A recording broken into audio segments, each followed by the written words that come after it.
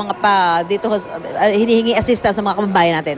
Humihingi po siya ng mga tulong kung sakasakaling pong nangangailangan ng tawag. Meron po kaming libreng text, libreng tawag sa telepono, meron po kaming libreng blood pressure, at meron po kaming install na public address system para po sa mga gustong makitawag o hindi pa nagtatagpo sa lugar na ito ay magamit aming public address system.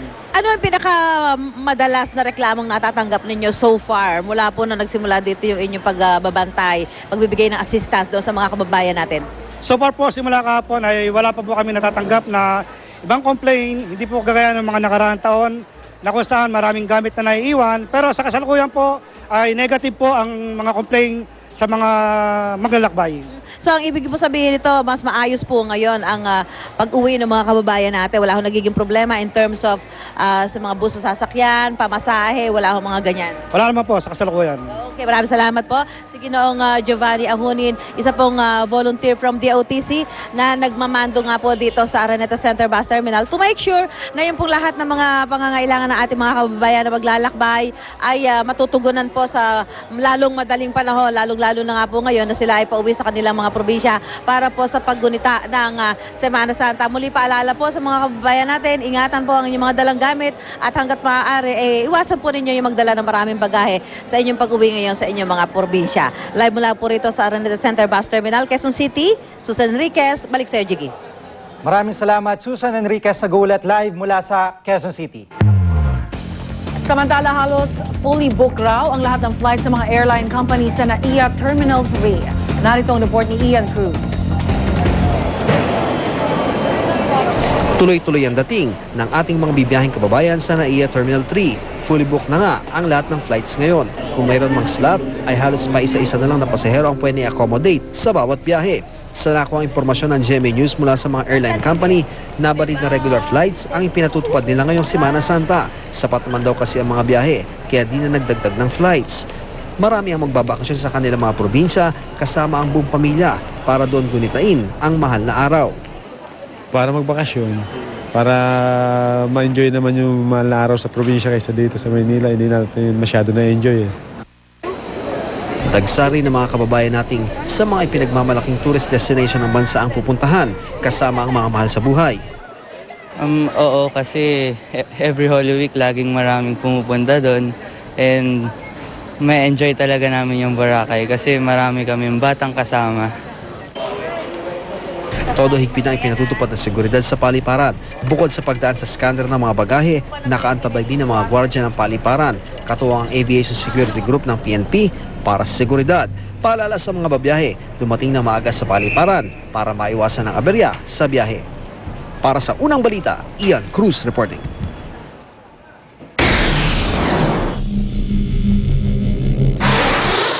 Sundalong 12 taong binihag ng mga rebelde sa Colombia, pinalaya na. Ligtas na naibalik sa kanyang pamilya si Sergeant Pablo Emilio Moncayo. Sinundo siya ng isang humanitarian team sa isang gubat kung saan tahimik siyang isinuko ng rebeldeng grupong Revolutionary Armed Forces of Colombia o FARC. Taong 1997, ang dukuti ng mga rebelde ang nooy 19 anyos lang na sundalo.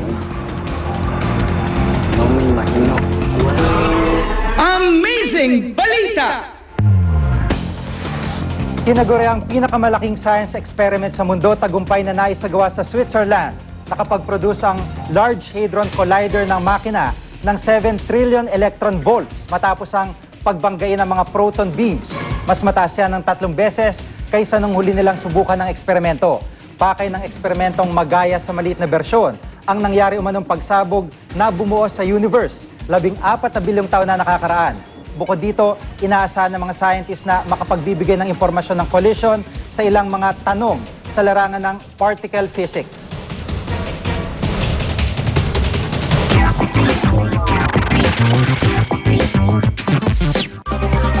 Janet Jackson, bida sa bagong dramedy film na Why Did I Get Married 2?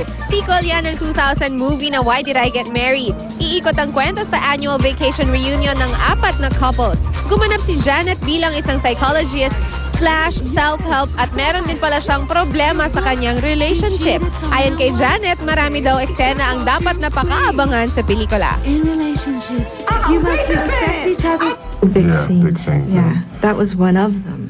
for sure. I think I don't want to give certain things away.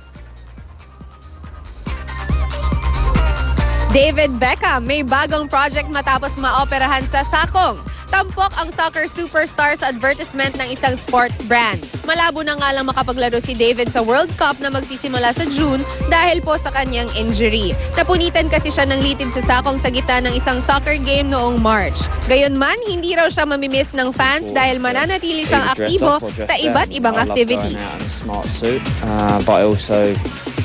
And that's all the chika that I have for today. Ako po si Lou Andy, ang inyong morning kachikahan. Sa Lunes po ulit tayo magkita-kita mga kapuso. Have a meaningful Holy Week. Rhea? Salamat, Luwan. Samantala, bilang ng mga pasahero sa Batangas Port, nagsimula na pong dumami. Hindi naman pinayagang makasakay ng fast craft sa mga pasahero na may dalang hayop. Live mula sa Batangas Port, may live report si Cedric Castillo. Cedric? Okay, Rhea, ito na yung sinasabi na bigla o yung inaasahan na biglang pagdating at pagdami ng mga pasahero dito sa Batangas Port. Sunod-sunod kanina nagdatingan yung mga bus galing sa Maynila at iba pang bahagi ng dito sa norte. At sa mga nakalipas na oras nga, napuno na yung ticketing area dun sa Terminal 3 ng Pierre. Nagsimula nang humaba yung mga pila ng bibili ng ticket at ang maganda lang dito sa ngayon ay may kabilisan naman yung pamimigay ng ticket kaya may ilang minuto lang na mag-aantay yung mga pasahero kaya hindi naman daw gaanong naiipon yung mga tao dun sa loob. Sa inspection area naman ay mabilis din yung daloy ng mga nakapilang pasahero. Yun nga lang, may paminsan-minsang aberya, partikular na dun sa ilang mga pasahero na may dalang mga hayop. At pagdating kasi sa security check, may mga pasahero na walang maipresentang certification na dumaan na sila sa quarantine, yung kanilang mga dalang hayop. Ayon sa quarantine inspector na nakausap natin, may mga pasahero daw na binabaliwala ang requirement na ito. Pero aminado rin sila na sa dami ng tao, hindi raw mamonitor ng husto lahat ng kanilang kailangang i-quarantine. Yung pala nga, permit. Hindi ko naman po alam na sa kasama ko na kinuha na yung permit Pasahero. Lahat ba nabibigyan ng Nung una po, hindi po gaano gawa ng may mga nakakalusot din po. Gawa ng kami po, hindi naman po kami 24 hours na nandito. Okay, Rhea, isa pang paalala para doon naman sa magdadala ng mga alagang hayop. Siguraduhin daw na dala yung mga papeles tsaka yung proof na may turok itong mga alagang hayop natin. At samantala mula hating gabi hanggang sa mga oras na ito ay tinatayang may 10,000 mga pasahero na raw ang nagtungo dito sa Batangas Port. Rhea? Maraming salamat, Cedric Castillo, nag-ulat live mula sa Batangas Port. Para po makatanggap ng mga pinakabagong balita via text, i-type lang ang GMA News Space On at isend sa 4627. At yan po mga unang balita sa umagang ito. Para pa rin sa mga nagbabagang balita, tumutok lang dito sa GMA. Mula sa tahanan ng katotohanan, sa ngalan ni Igan Arnold Clavio at PR Kanghel, ako po si Jiggy Manikad. At kung may balita, i-report sa GMA News, i-text ang balita space, message space ang inyong pangalan at address at ipadala sa 4627. Sa ngalan ng bumubuo ng GMA News and Public Affairs, ang himpilan ng serbisyong totoo. Ako po si Rhea Santos. Ito ang unang balita.